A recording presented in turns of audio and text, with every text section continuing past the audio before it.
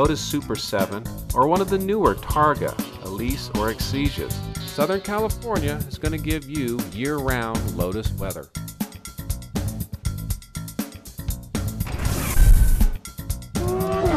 Welcome to another edition of Hitting the Road. I'm your host, Jesse Parton. Today, we come to you from LA, California. We're here to look at one of the most beautiful Lotuses we've ever seen here at Blue Automotive.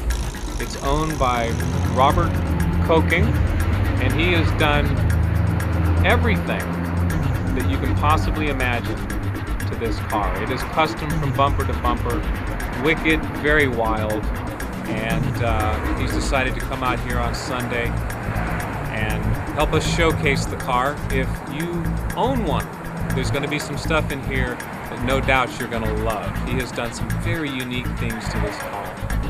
And let's go get Robert, take a peek. Robert, come on over.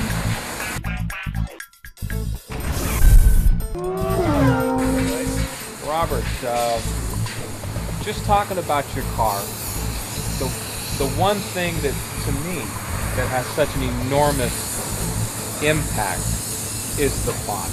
Okay. You've made this a wide body. It is utterly unique. It appears to be not a kit, but a real, true, custom wide body that you've done in the car. Tell us how this body came to be.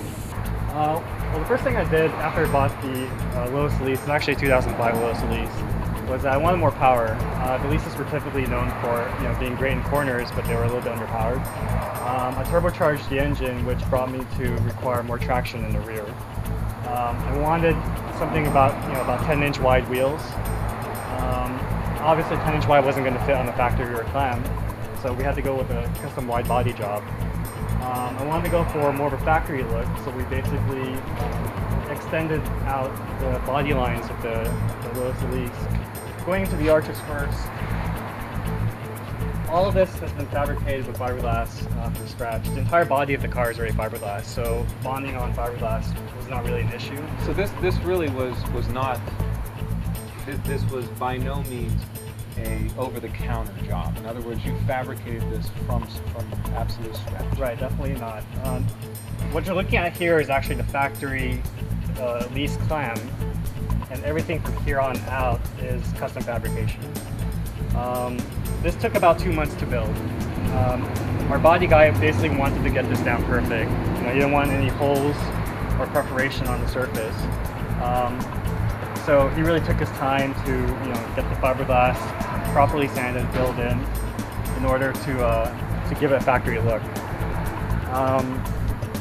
Some of the other portions that may not stand out as much as the wide body is that on the Elise you have vents here, which we filled in with fiberglass.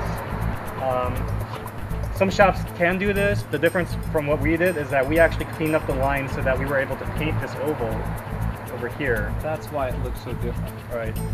This is actually molded kind of after the Exige front clam, which is the hardtop version of the Lotus Elise. Paint is black, kind of our inspiration from the Lotus race cars. Sure. And we wanted to, instead of using silver emblems, we decided to paint it black to give it a more unique look. The wing. The wing looks vastly different from what I'm used to seeing on the Lotus. This is actually a Gootsport wing. It's a company in Japan. They built this wing. I kind of put it on there as more of a cosmetic accessory. I believe it provides some downforce, but definitely not as much downforce as the rear diffuser. This is a different diffuser than what we're used to seeing. Right. This one is actually carbon fiber around the edges. It's from a company in England called Reverie. Sector 111 is a retailer that distributes them here. This 5-element diffuser, 5 elements being the number of channels it has, provides a lot more downforce than the factory one. It also allows for this wide open exhaust delete, which gives it a more raw race car look. With a more aggressive rear diffuser, you can actually increase downforce with minimum effect on your drive. Very nice, very nice. Now you had some changes towards the front of the car that really added some character to the car. Well, to start off with, this is actually not an Elise front climb. This is actually an Exige front climb. I prefer the look of the front Exige because it had a cleaner, more of a racier feel. Sure. The most notable difference is that we filled in the turn signals. Normally the Lotuses have 4 lights here, 2 inside turn signals. We basically took out the turn signals, moved the turn signals into the headlights, and filled it in with fiberglass. It took a lot of work. We actually had to do this. It took us 3 tries before we got down so that the lines around the turn signals were fully disappeared. We also have a carbon fiber front lip here. This is also from Sector 111 as well.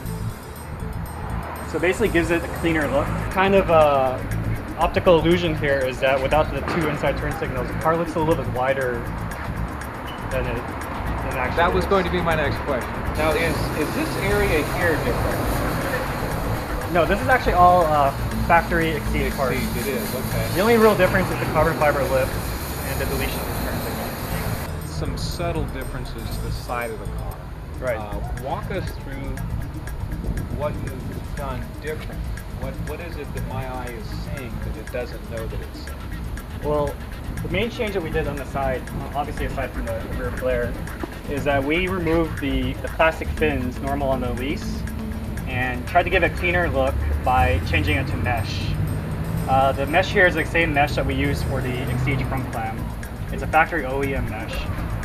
So we're trying to get all the meshes to look the same. It's beautiful. Beautiful job.